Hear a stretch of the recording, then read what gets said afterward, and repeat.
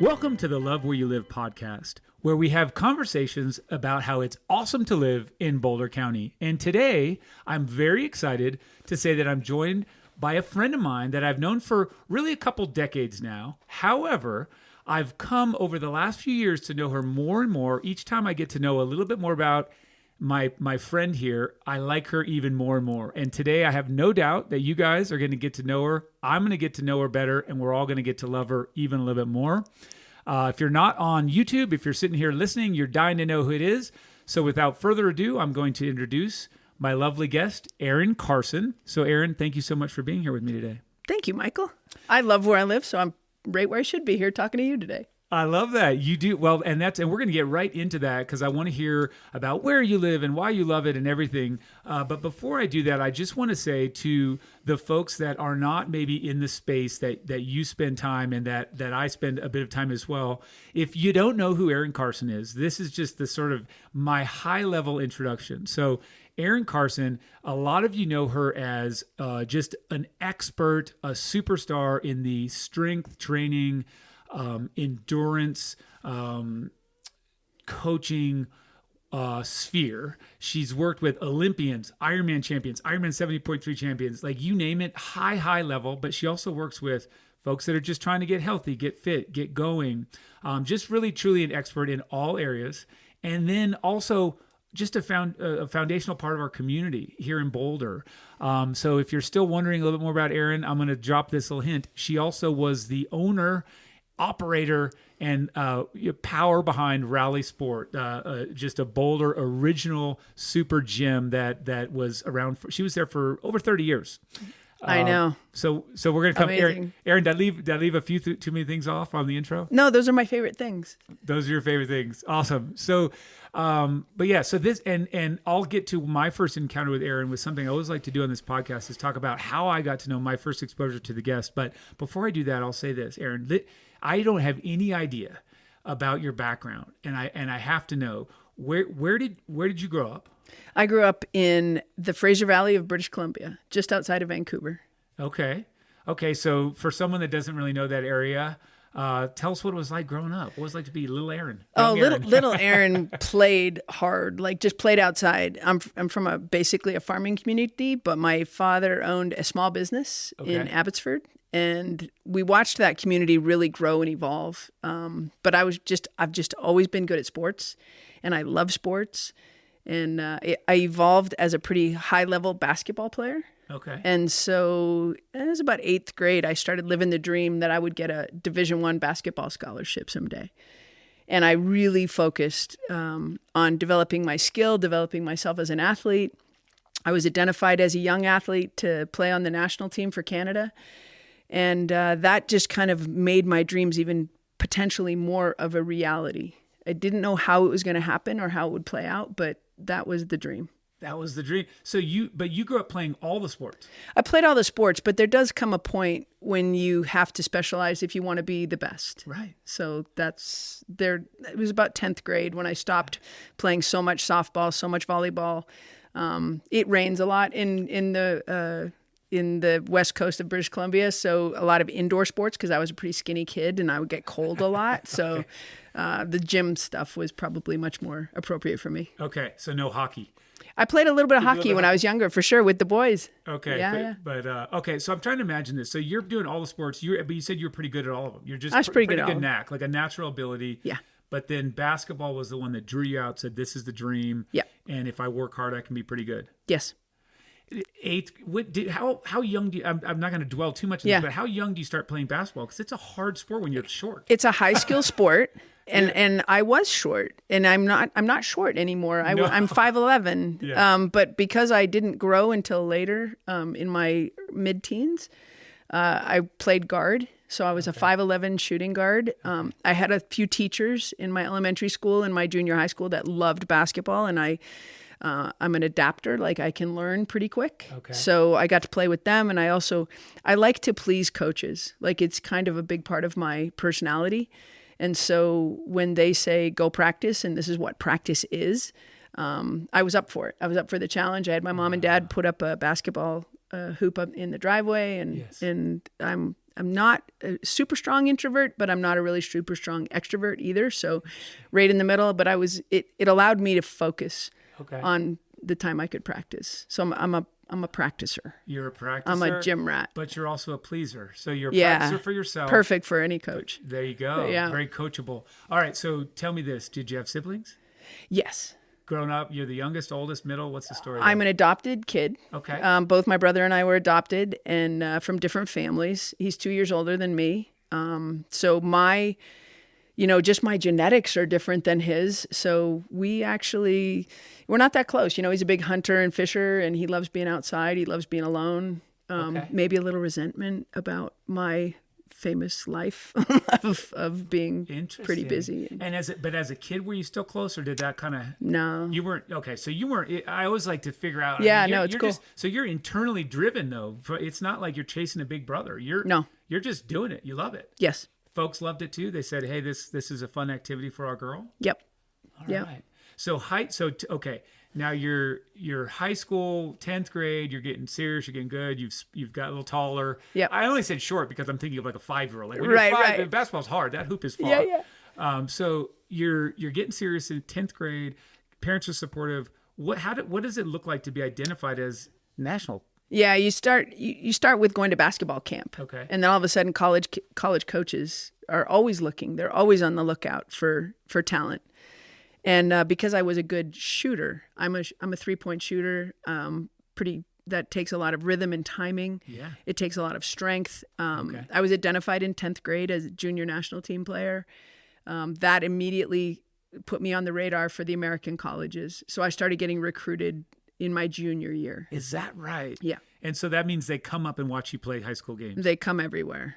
And they show up everywhere, and it's wonderful, and you feel really, really special. And the letters come every day, and you run home from school, and you're like, wow, look at all these letters from all these schools. Yeah. Okay, so you're getting that. It's like on TV. It's as I've seen on TV where there's like a scout sitting in the back, and they're like taking notes, and you're... Yeah. Wow. But you're a pleaser, so you thrive in that. You're there. You're just like hitting threes and kind of looking left. I got this. Wow. Okay. So in Canada, 10th grade, 11th grade, 12th grade. Yep. I assume you have 12 grades in Canada? We do. Okay, good. We call it grade 12, but Grade 12. That's probably smart. It gets right to the point with 12th grade. It's very weird. Yeah. So your high school, first off, just on the side, did you have like a killer high school team, or were you just... Yeah, totally. Did you lift them up, or were they pretty good? Oh, we were all good. You're all good. Yeah. Rising tide raises all ships, for sure. See, Erin, I probably could have done a better job of distributing the basketball, but I did love shooting it. They all distribute it to you. Exactly. Like, okay. We all like to win. Yes. So you're there, and your high level senior year, they're dropping letters in your inbox. Actually, at that time, actual physical box. Yeah. Mailbox. What were the top 3, top 5 choices? Top 5, because I believe still you get 5 recruiting visits. Okay. So my 5 recruiting visits: University of Nebraska. Okay. University of Oregon. Okay. UNLV. No. Colorado, and Utah. So I don't, I love college basketball. Love it. I don't follow it like I used to, but when I hear UNLV, that's kind of one of the powerhouses for basketball. Is that only men? 100%. No, it was a powerhouse then. A lot of the Canadian national team kids played on at UNLV, so that was an important part for me to have in my selection. For sure. But I also knew I didn't want to go to California. I like seasons a lot, and that's going to come to the essence of how wonderful Colorado is. And so I was looking beyond my college playing days, and I was like, where do I want to live? Where will I be happy? Oh, good for you. And so my selections, were based on human interactions, where I really enjoyed and admired the coach, and also where I wanted to live. So that those visits are really important. Okay. Based on that. And so, all right. So I mean, I get that. I only mentioned UNLV. I'm sure they were all excellent. You're high caliber schools, and I know CU as well. But the spoiler is you chose Colorado. Was it on those 5 visits? Was it 100%? Tell me about the. Okay. It's kind of a crazy story, but I'll wrap it up really quick. I originally committed to the University of Utah. Okay. Smaller university, great education. I really liked the coach. I really liked the team. Okay. And they were more established. But when I was, my final 2 choices were Utah and Colorado, mountain schools. I just love the mountains. And Colorado, it was the first year for the new coach.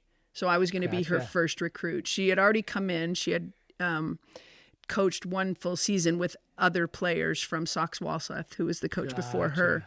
And that's a difficult place. That's a difficult challenge for a young person to come into when there's everyone else on the entire team was from a different philosophy and a different vibe. And I'm very intense and worked really hard. And I was going into a program that needed more of me. Right. And so Coach Barry Sealberry recruited me.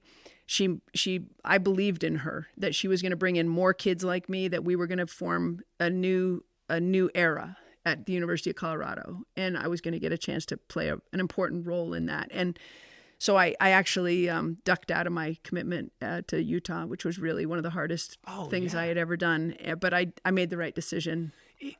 Just a little bit on that. That is hard, and you're 17, 18 years old. Yep. And you made that's a brave decision. So the right decision, but what did it look like? Was it, it's like breaking up with somebody. It was horrible. It was very emotional, but then I was so excited about the choice I made. I just started watching every Mork and Mindy episode, and watch them running through Chautauqua Park. I mean, anybody who lives here, if you haven't watched Mork and Mindy, you must do that. Or if you drive haven't gone by down the to Pine house. Street, 16th and Pine, approximately. Right. Yeah. So it really anchors in what a tremendous town we live in and how lucky we are. Okay, so you did. Was it kind of like, it's not you, it's me on the breakup? I'm going. Yeah. Okay, I won't spend too much time. I was like, this is. I mean, it was the Big Eight against the Western Athletic Conference. WAC, it was really much more competitive and was going to make me a better player. Yeah. Okay. So so CU, here I come, and then what you described. Did it happen? You said, I get to build this. I've got this.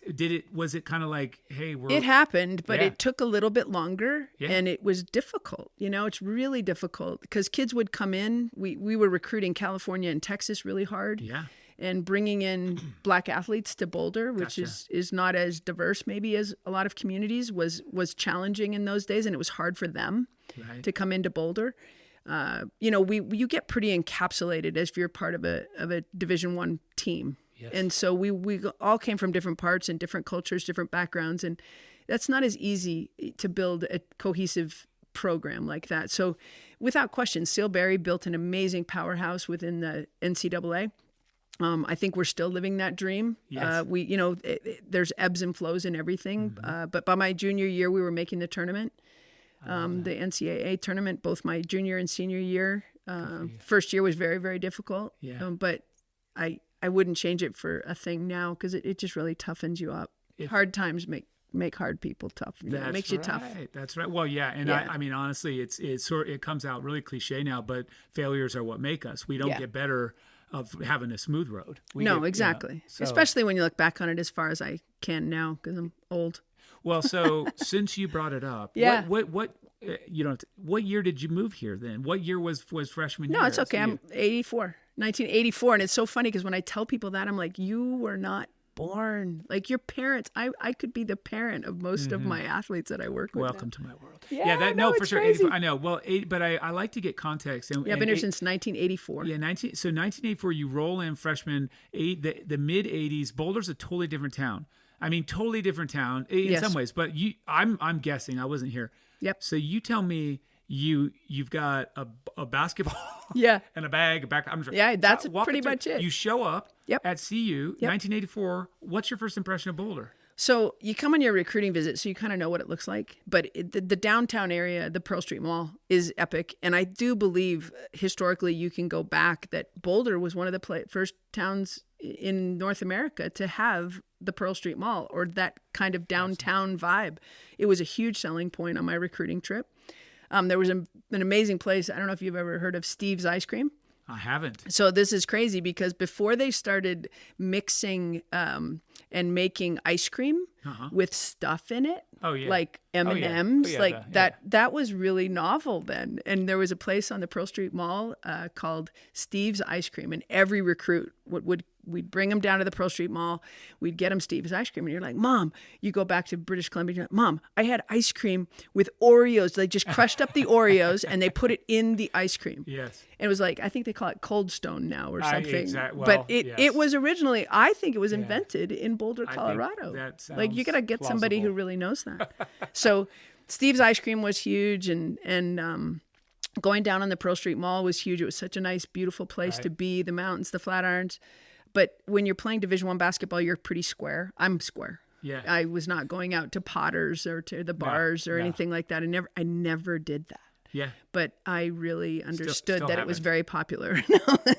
Yeah, no, I like to go on a Saturday afternoon when the sun is up. And, I love that. yeah. Well, it's funny because I was driving, over here thinking about you being here approximately 40 years. And it was an estimate because I just was trying to roughly calculate, you started, well, let's just jump from it then. So you're 84, 4 years basketball, you're in the jam, and aside from Steve's, was Boulder a place that you were like, I click here, I want to be here, this is awesome? 100%. Okay. Yeah. Yeah, 100% wanted to stay here, and I'm Canadian, so it wasn't that huge. Easy to stay here. It's not. But I did leave after I graduated from the University of Colorado with a degree in kinesiology, which is now integrative physiology. I went to Europe and played a year of professional basketball. And then I came back and went to graduate school in Louisiana at Tulane University. Oh, yeah. And then I went from Tulane because the South was very difficult for me. New Orleans, nonetheless. Yeah, I went to the University of Nebraska. And I know it's horrible because we used to chant, I'd rather be dead than red. Yeah. Because there's such a rivalry Totally. in those days, which there still kind of is. Yeah. But I just couldn't wait to get back to Boulder. Okay. And I got really sick. Stomach illness from working so much and not living the healthiest lifestyle. Right? Never slept very much. Was an assistant basketball coach at Nebraska and at Tulane. But I came home to Colorado, to Boulder, to heal, to get healthy. And I got a job at this little club called Rally Sport. 1991? 90, wow. Right in there. 91. Yeah, 91. Okay. And we had a downtown club, and I got a job down there. I had received a certified strength and conditioning specialist credential my fifth year in college. Okay. So it still was valid. So I could be a personal trainer, which was kind of new then. Yeah. But I also sold memberships, folded towels, opened the club, did everything, and I ended up just staying. Yes. And I'm in the club business now. That was it. That was it. 1991. You found your rhythm. I do want to make sure, because just before we started, we were gonna talk about Coach Seal. And Coach Barry. Coach Barry. Do we need to revisit with her, or we can come back and she's gonna be on my show? I think the most important thing to know about Seal, because when you go in as the first recruit, I was Seal Barry's first recruit, and I love that as part of my story. Sure. But that shows how much I believed in her. Okay. And I also, when you choose a university, you also kind of want to know that the coach is going to be there for a while. Okay. And Seal said, Erin, I can promise you. And she came to us from the University of Cincinnati. Okay. And before that, she had gone to the University of Kentucky. Okay. She got to Boulder. She got the job as the head coach at 26. All right. You can ask her that whole story because it's a great story. But she said, I'm never leaving. That's awesome. I'm never leaving She Boulder. You don't have to worry, Erin, because from what I understand, unless they fire me, and even if they fired me, she said I would probably stay. And? She's still here. She's still here. She retired how long ago, do you know? I think she retired 7 years ago. Okay. That's pretty awesome. And I play golf with her now. We're members at Lake Valley together. Nice. And yeah, it's she never left. She loves so Boulder. Good. She knew it just that. Okay. Yeah. I thank you. I just had to I had to rewind for a second, and we'll jump right back to where we were. So it's 91. You're in the club business. Yep. You're running Rally, and as you're a cog. Maybe I wasn't running anything. You were a cog in the wheel. So yep. as you started that, was it something that gripped you from a professional standpoint, that you're just like, hey, this is pretty good? Because you're excellent at it now. Thanks. Yeah, I was coaching, and I loved coaching. At that point, when I first got that job, all I could think about was going back into college basketball coaching. It was my full identity. Gotcha. And there were points in my life where it was kind of like I would have rather said I was an unemployed basketball coach than working in a health club. Understood. No, but I get that. That shifted for me later, but it was I just became so happy being in one place, because when you coach college sports, you're traveling constantly. Mm-hmm. You're a recruiter for the hugest part of your career before you get to stay home and establish real friends and just a routine of life. And so in many ways, I think I'm blessed that I didn't go get a college job. just settled in and started really with my heart and passion. I'm a leader, manager, so I didn't want to just be a trainer. I did both. So I was a manager at the club. I could see opportunities within the business as the business was evolving and developing and the fitness business was growing.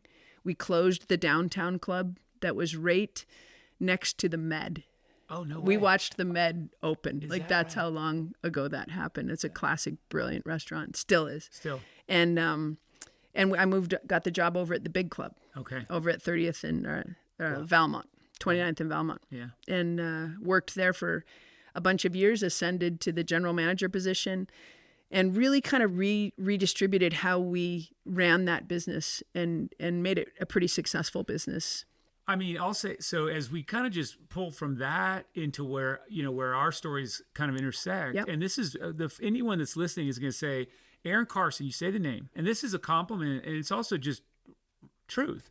You could go to Australia, Spain, the Netherlands. I mean, you could go to South America, and you find it in the endurance space. You mentioned Erin Carson. They're going to know you, and it's because of what your ability to guide athletes who need a very specific component to their training and well-being, I think. And so I really feel like that's a massive, you're so dialed in Boulder, you're so tight in this community, but your reach is massive across the globe. Would you say that's fairly accurate? Yes. Yes. I mean, and I love it. I mean, it's true. And so then you look at it and you say, well, what, at your point, when you're in there and you're seeing that and you're guiding people, at what point do you start to go for and gain the trust of let's just name some, Mirinda Carfrae, Taylor Knibb, Trevor Foley, like some of these people, and you can go on and on. But when you start to look at people that have been the best in the biz, how did you start to capture those people? I think I've always been smart about surrounding myself with really smart people. Okay. And learning from them. Okay. But whether they're better, whether were my teachers in 8th grade who said, let's play basketball. And I was like, yeah, you're really good at this and you like me and let's play. Yeah. Okay. And then when I wanted to be a strength coach, I surrounded myself with really smart strength coaches. And I think I hit the window. It's like blink. It's like those opportunities when you hit the window. And I met some really extraordinary people who were really about connecting other people as well. And because I'm from Boulder, which is an endurance capital of the world, I mean, this is just an amazing place. And Frank Shorter was always a member at Rally Sport. Yes. My entire life at Rally Sport, Frank, I could sit and talk to him for hours and hours. And it really was just tremendous opportunities to be surrounded by elite DNA, like just people like yourself and your wife and your children will be the next iteration of it all. It's so fun to watch everybody's kids grow up. But that's when I started saying, this isn't going to be the traditional strength and conditioning.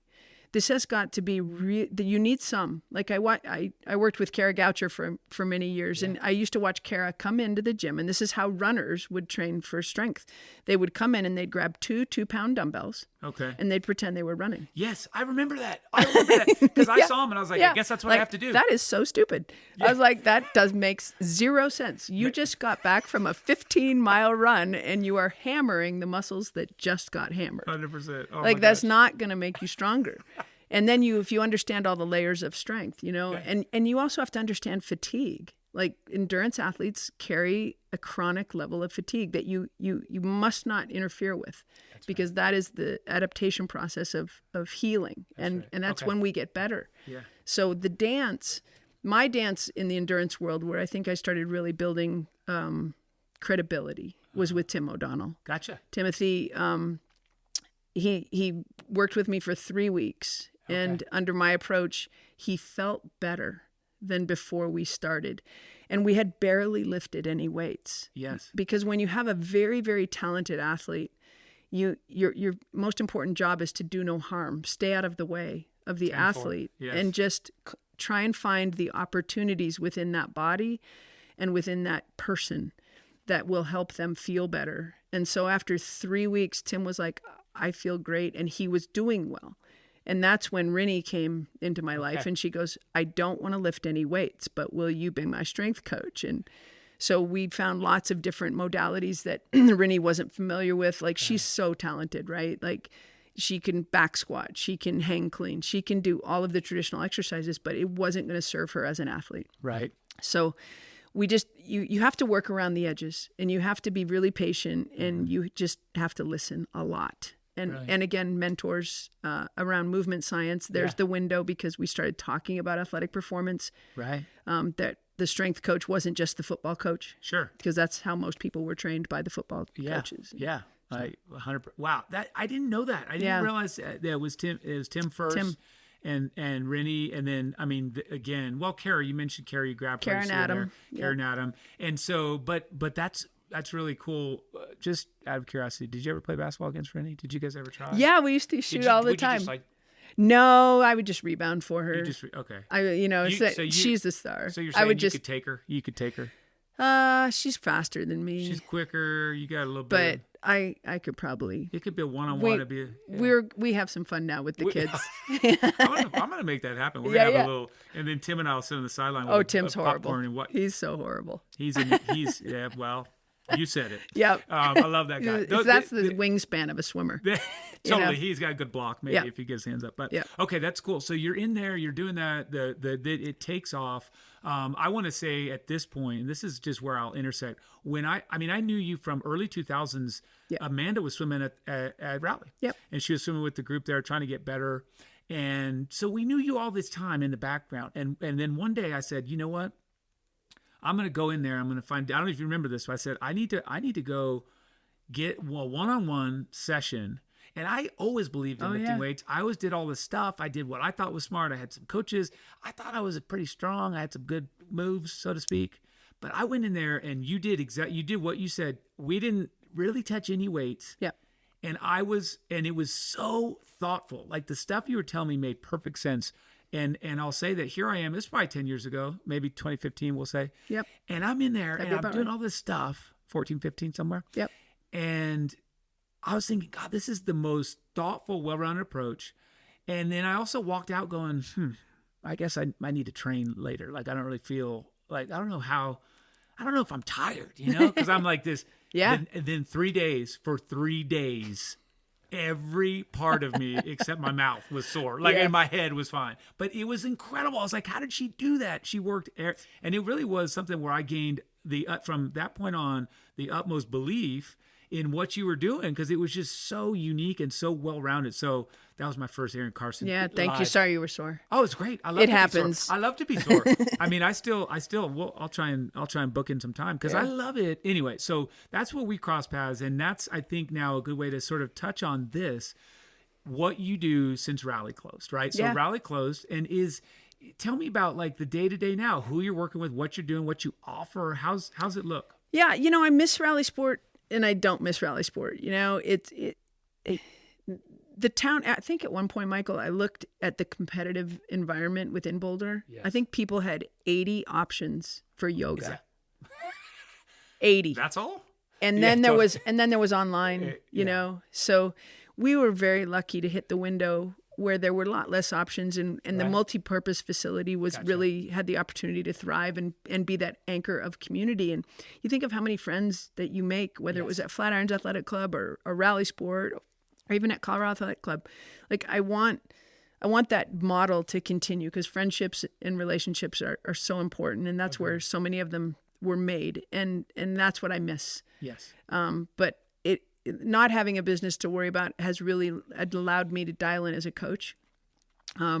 It frees up a lot of my energy for the people I do have a chance to work with. And so we found one of my trainers and myself, Kate Ligler, who's another extremely talented strength coach in the endurance space and in life. She's just become a really dear friend, and she moved here from the Bay Area to work at Raleigh, and we branched out and we built a relationship with the folks over at Black Lab Sports, which is an 8,000 square foot gym that it's got no mirrors, it's got no check-in office, it's got no locker rooms. Like, it's just freaking awesome. It's just we're there to work, and we're there to become, it's human performance. And so all of our athletes came with us over there, and we've found a really good home there. So and that's over off Pearl and 30th and Pearl. Over by Earl's.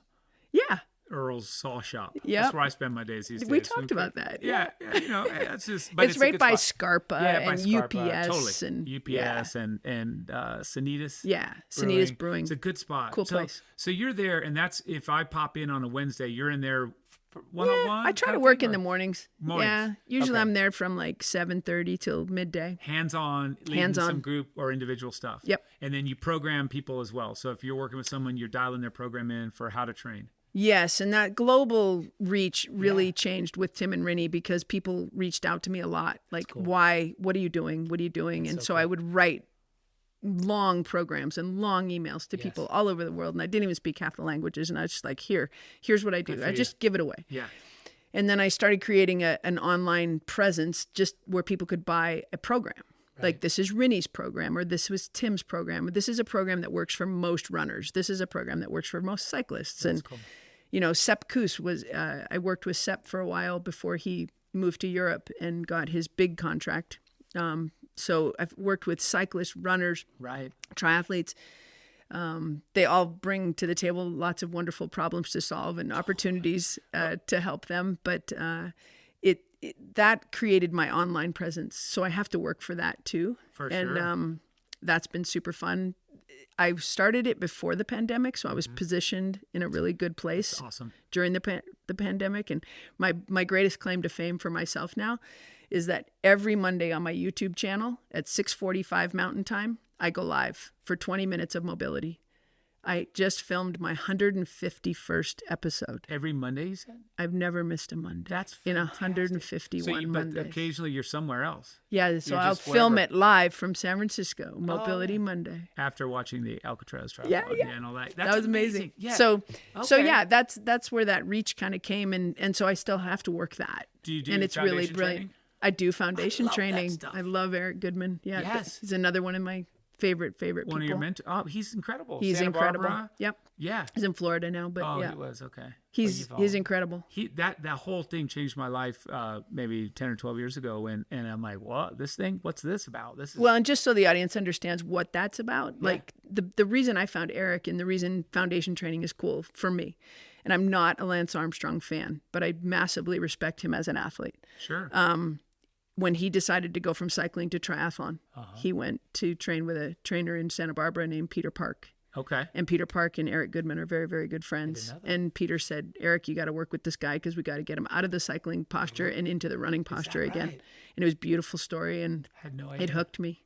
I had no idea. That's. Yeah. I mean, it's something that if you don't know what it is, Check it out. Look it up, and folks, you should be taking notes. That is one of them. Foundation training.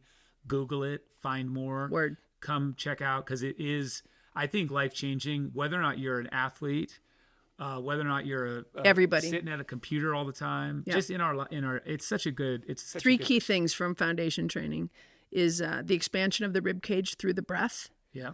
the decompression of the spine with the breath, and the hip hinge that will unload the spine and the back and allow you to use your glutes and hamstrings and back line much more efficiently. If you So don't- those are your if three you things. don't know what she's talking about, keep Googling. 'Cause that's a great summary. And Yeah. it is, and it's, I mean, it's, we won't spend any more time here except to say that hip hinge thing. Yes. If you're not doing anything else You got a hip hinge. to start, and especially as you start to, there's things when you're gaining a few more years, you're putting years on, and you start to be like, well, I can't believe that I just hurt my back picking up the laundry. Michael, Well, that's the essence of am I living independently when we get older is being able to get off the toilet. Well, That is, I there's nothing, that's just very human. Totally. Right? And a hip hinge is what gets you off the toilet. There you go. Well, It also makes you an Ironman world champion too. I mean, it's pretty amazing. all of it. It is. There's a common thread there, and Yes. and just that. So really fascinating to me, and I love that you teach that, and that you're good at that, and you understand that. So, I mean, not just understand that you're helping people understand Big that, picture. Really, Yeah. that's amazing. So, all right, so you do that's your daily. We'll come to a little bit more of something that is just kind of fun. So. You're in Boulder. You've been here for 40 years with a little intermission. Okay, so Yeah. you had an intermission. Got to go to grow. You got to go to grow. You got to come, and you also have to go sometimes to come back and be like, oh yeah, Chief Nawa did get me. I am hooked here. I do belong. So you're right. So you're back in Boulder after your foray in other places, and you start to grow, and now you've got, I mean, a lot of nice history here. Yep. Where have you lived that sort of registers like, this was amazing, this is where I live now, this is how I enjoy the county? It doesn't have to be your exact address. I'm kind of a North Boulder kid. Okay, tell me You know, more. and it's funny because I never thought I'd live outside of downtown. Okay. But North Boulder is cool. North Boulder. It's being able to get out on where we all ride our bikes, where we get on the trail. Like our houses are linked. Like you live out here, I live up there. Yeah. But we're all linked on trail. You never have to get on the road if you don't want to. For sure. And that drew me there. So I lived at 10th and Lee Hill first. Yes. And then I had to move and get a bigger house because I had to pay less taxes or something. I'm not really sure how that works. That's your job. But I knew I needed to upsize a little bit. And I just didn't want to leave North Boulder. So I just moved up four blocks. So I'm on 6th Street.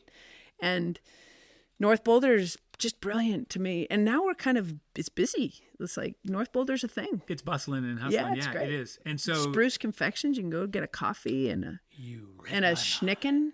A schnicken? Tell us about your favorite schnicken. Oh, I just like it's called a schnicken. It's not a croissant, and it's not a cinnamon roll. It's like they had a baby. It's a schnicken. It's a schnicken.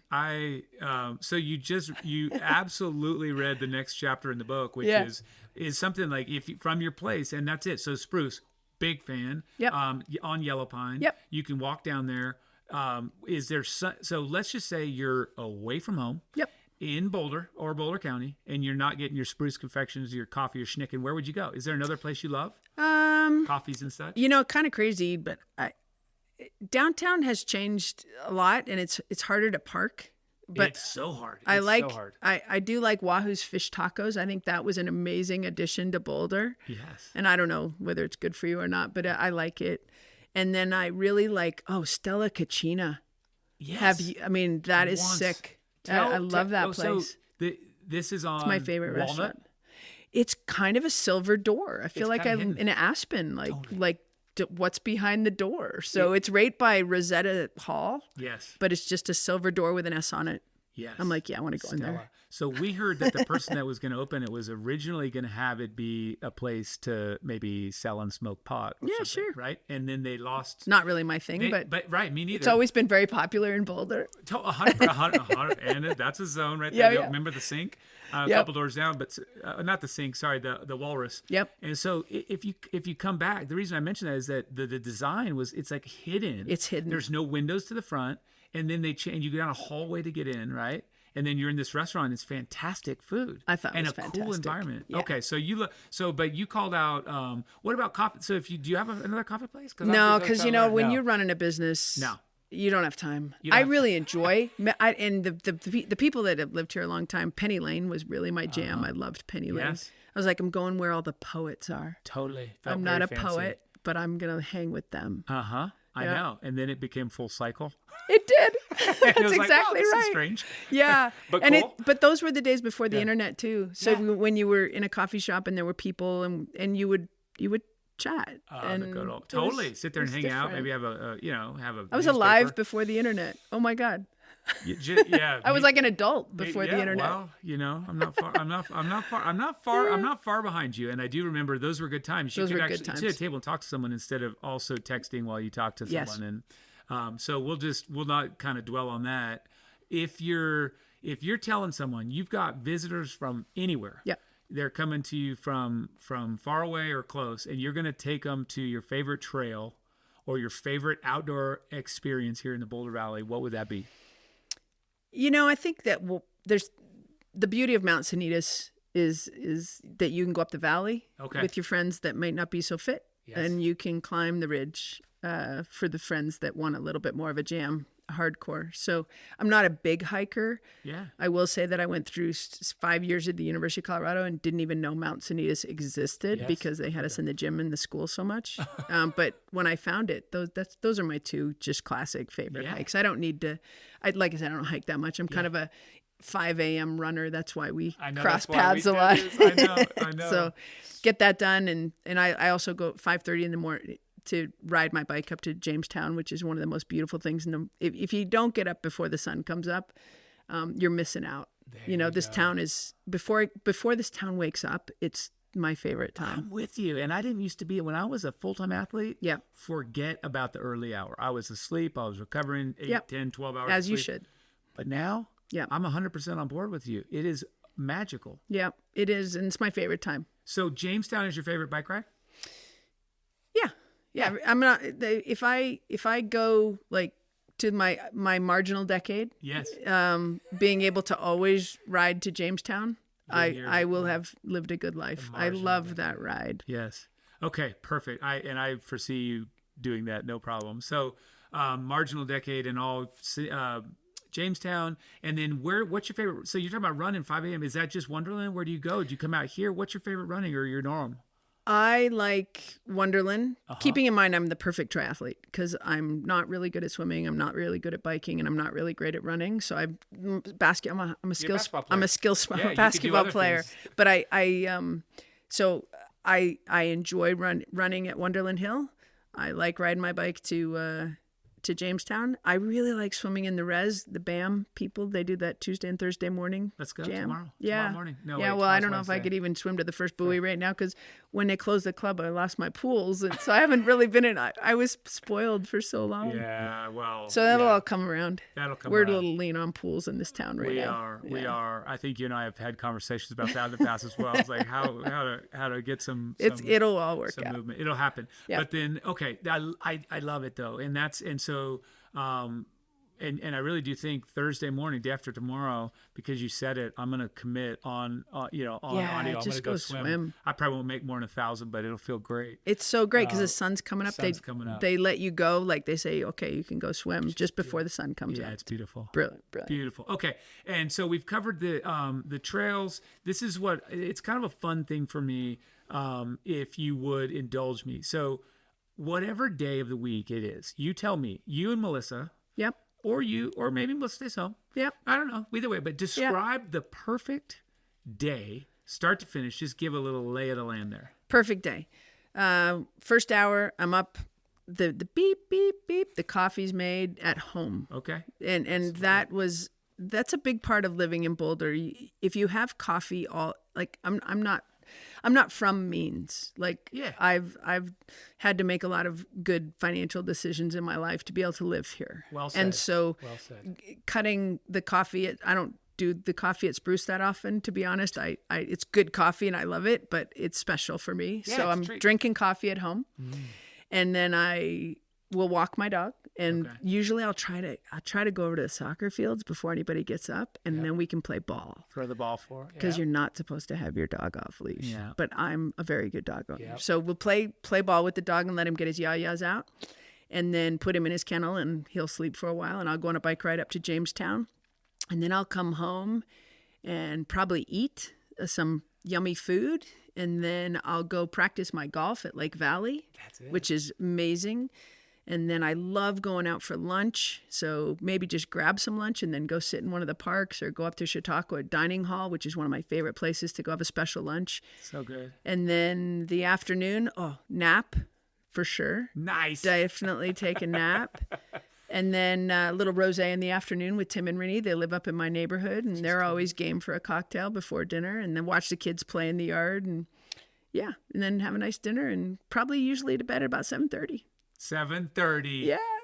I have life goals there. 7:30. Yeah. I don't have children. That's that is awesome. I love that. That's perfect. It's a good day. Erin, thank you so much for sharing. That's perfect. And it's, I always think about when you're going through stuff, and some of the common threads I've heard people talk. Chautauqua Dining Hall has been mentioned before, but only once. And then also, it's just interesting to see, because a lot of us are here in Boulder experiencing it, loving it, but in a different way, in different stuff. And sometimes they cross over.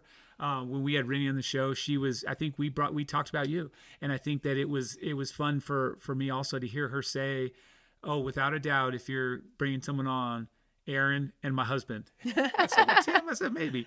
Yes, of course, Tim. But if we go off of that, if I bounce off that, and you said, hey, there's really got to be a guest that you would love to interview, or I would love to hear you interview, who would it be?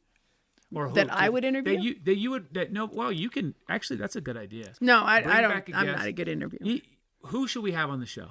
Oh, I think you should have Seal Berry on the show Seal for Berry. sure. Okay. I think you should have Nib. I think you should have Taylor Nib. Have Nib, yeah. Yeah, oh my gosh. Taylor's in big demand right now, but she's Maybe she's just new to Boulder and she loves it here. And it's interesting because we live at altitude. Obviously, it's one of the big advantages, but and I think we're finding that she does well at altitude. But I think that someone who's relatively young and new and excited and but also she's such a homebody. So she's pretty cool because like when I came here, it was all Trustafarians. It was all trust fund kids. Now we've got so many entrepreneurs. New Boulder is really cool. And I'm so happy when people figure out to live here. And I know that whoever lives here has done something well. They've sacrificed things. They've created a vision and they've lived a dream to move here. And there's a lot of young people that I think might have some really cool perspective on this newness. Yeah. That right there, soundbite. That's why for Taylor sure. would be interesting. Not even, I mean, Taylor's fun on all different levels, but she loves Boulder. Well, that honestly, above all, because we don't invite people on the show because they're, double world champion, double Olympian. That's Right. cool. Yeah. But we bring them on because we want that fascination with our town, with our county, with our area. We want to hear their experience and their story. So I'll let her get through the Olympics and all that stuff first. So because she's probably in demand, but Yeah. I'll come back to what you just said. That was a really cool perspective you just gave, because sometimes when we do in my list, I would say, let's talk about how it's changed or for better, for worse. But what you just said was really cool. And I'm going to revisit on how you said that. Just the folks that have worked hard and made the decision to be here. I think that's really true. I think we're a blue zone. There you go. Like a global blue zone. Yeah. That's great. That makes me happy. It makes me feel a little bit better about my health too. And Yeah. if I could get my posture back, then I'm all on. Okay, so two kind of more things here. One is you knew we were going to talk, and you thought, gosh, we just went through this whole thing, Lovato. You forgot one really key thing. You just overlooked something. Is there anything you wish I asked you that I should have because I did a poor job? No, you did an amazing job. Oh, or a medium job? I wasn't fishing. You for know, that the one compliment. thing that's interesting that I've really contemplated is what's next. What's next? And I've looked at a lot of places around the world. Yeah. Because I've got 2 passports. I've saved money. I can go anywhere in the world. Yeah. And I don't want to. That's great. And it might change in 5 years. But I truly was so excited to talk to you today, not only because I like you, but also because it is such a privilege to live your dream and live where you want and what you choose. And this is the best place in the world. That is fantastic. What a great answer. And I appreciate you sharing that. I agree. And I'm so glad we're friends. I really me am. too. Yeah, it's fun. It's fun. And it's fun for all these years too, to get to know new stuff about you. And so realistically, I think that's where we should end, because there's nothing that's going to top that. And Erin, I will say this. Thank you so much for your time. It's a pleasure to get to know you. And I hope that everyone out there has as much fun chatting with you and listen to you as I did. Thanks. And so with that, I'll say what I always do at the end of one of these conversations is before the next one, please go out there and do something that you love.